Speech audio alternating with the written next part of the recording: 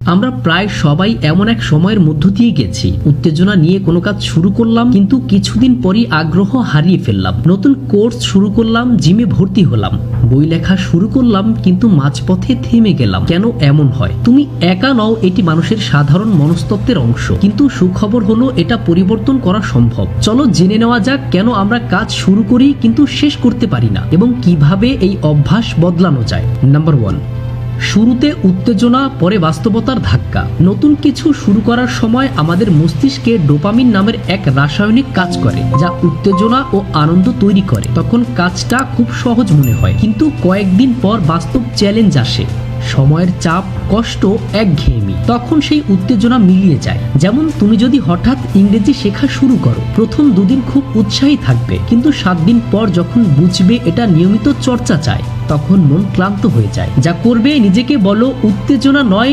নিয়মিততাই আসল শক্তি। প্রতিদিন অল্প অল্প করে চালিয়ে যাও। নাম্বার 2, লক্ষ্য স্পষ্ট থাকা। অনেকেই কাজ শুরু করে কিন্তু জানে না শেষটা কেমন হবে। যেমন আমি সফল হতে চাই, এটা স্পষ্ট লক্ষ্য নয়। ভালো লক্ষ্য হবে আমি আগামী 3 মাসে ইউটিউবে 10টা ভিডিও তৈরি করব।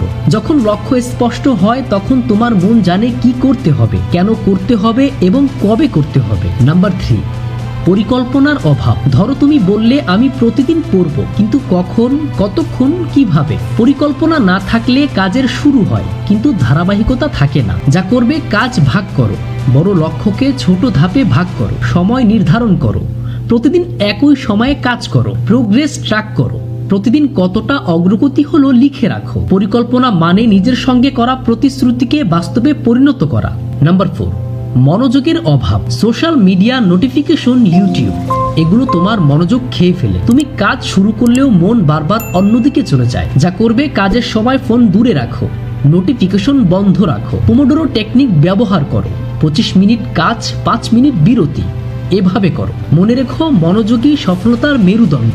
নাম্বার 5, পারফেকশনিজম, অতি নিখুঁত হতে চাওয়া। অনেকেই কাজ শুরু করে কিন্তু শেষ করতে পারে না, কারণ তারা নিখুঁত হওয়ার চেষ্টা করে। এটা একটু ভালো হোক, আরো সুন্দর বানাই, এমন করতে করতে কাজটা আর শেষ হয় না। যা করবে, প্রথমে সম্পন্ন করাই লক্ষ্য রাখো, নিখুঁত করা নয়। মনে রেখো, done is better then perfect. পরের ধাপে সময় পেলে উন্নতি করো। সফল মানুষরা প্রথমে শুরু করে, পরে উন্নত করে। নাম্বার 6, ব্যর্থতার ভয়। অনেকে কাজ শেষ করতে পারে না কারণ মনে ভয় থাকে, যদি ব্যর্থ হই, যদি কেউ হাসে। কিন্তু সত্য হলো, কাজ না করলে তুমি ব্যর্থই থেকে যাবে। ব্যর্থতা হলো শেখার অংশ। তুমি যত চেষ্টা করবে তত শিখবে। ভয়কে কাজে রূপান্তর করো। ব্যর্থতা শেষ নয়, এটি সাফল্যের শুরু। নাম্বার 7, অস্থিরতা ও ধৈর্যের অভাব।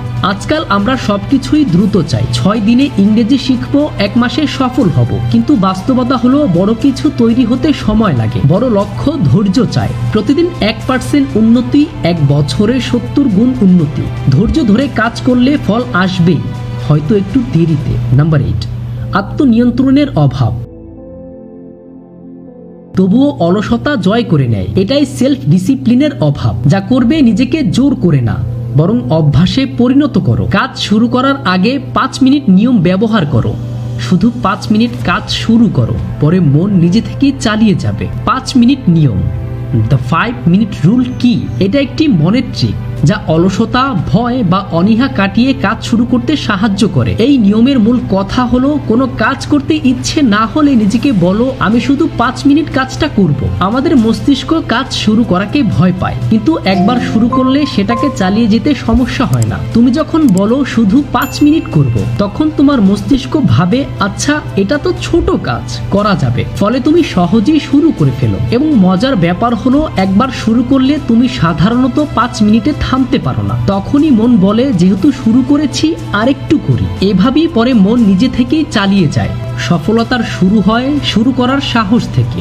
নাম্বার 9, প্রেরণার অভাব। যখন উদ্দেশ্য পরিষ্কার না থাকে তখন প্রেরণাও হারিয়ে যায়। প্রতিদিন সকালে নিজের লক্ষ্য মনে করো, মোটিভেশনাল বই পড়ো বা ভিডিও দেখো, নিজের সাফল্যের কল্পনা করো। মনে রেখো, প্রেরণা একদিনে আসে না, প্রতিদিন তৈরি হয়। তুমি কাজ শুরু করো কিন্তু শেষ করতে পারো না, এটা তোমার দুর্বলতা নয়, এটা এক ধরনের অভ্যাসের ঘাটতি, যা চাইলে এখনই বদলানো যায়। মনে রেখো, সাফল্যের রহস্য শুরু নয়, শেষ পর্যন্ত টিকে থাকা। শেষ কথা, তুমি যদি আজ থেকে ঠিক করো আমি শুরু করব আর এবার থামবো না, তাহলে তুমি আজই তোমার পুরনো নিজের চেয়ে এক ধাপ এগিয়ে গেছো। মনে রেখো, যারা শুরু করে তারা হয়তো সফল হয়, কিন্তু যারা শেষ পর্যন্ত টিকে থাকে তারাই ইতিহাস লেখে।